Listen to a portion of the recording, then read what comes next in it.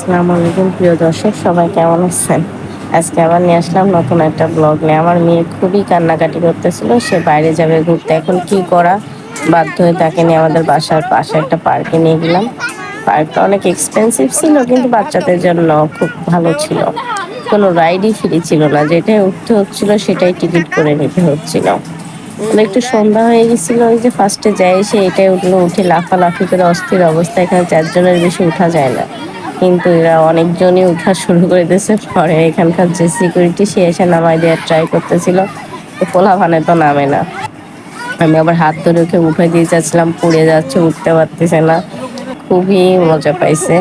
এরপরে হচ্ছে রাউন্ড সিস্টেমে একটা দড়ি বাঁধা ছিল, এখানে উঠে উপরে যেতে হবে। ধোয়া কোনোভাবেই পারতেছিল না। পরে আমি একটু বকা দিলাম, একটা রাইডও ঠিক মতো খেলতে পারো না, তা আসছো কেন? ওঠো, উপরে ওঠো কোনোভাবে। তারপরে উপরে উঠলো, বেশ উপরে উঠছিল। দেখেন বেশ লাস্টের একটা স্টেপ বাকি ছিল, নিচে দুইটাই করলো। এরপরে সে সাইকেলিং করবে, কিন্তু সে তো সাইকেলিং করতে পারে না। তারপরে একটা বাবু আসলো, ওর বাবুর বাবাটা ওদেরকে হেল্প করলো। এই তো এখানে আমরা একটু ঘোরাঘুরি করলাম।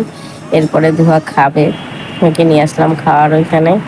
আগে এক জায়গায় খাইছে, খাওয়ার পর আবার রাস্তায় যাওয়ার সময় স্ট্রিট ফুডগুলো সে আবার খাবে। পরে আবার স্ট্রিট ফুডগুলো ওইখানে আর খাইনি, কিনে নিয়ে বাসায় আসলাম। বাসায় এসে এখন মজা করে সে খাচ্ছে। তো বাচ্চাদের নিয়ে বের হলে নিজেরও ভালো লাগে, ওদেরও ভালো লাগে। তো ভালো থাকবেন সবাই, আসসালামু আলাইকুম।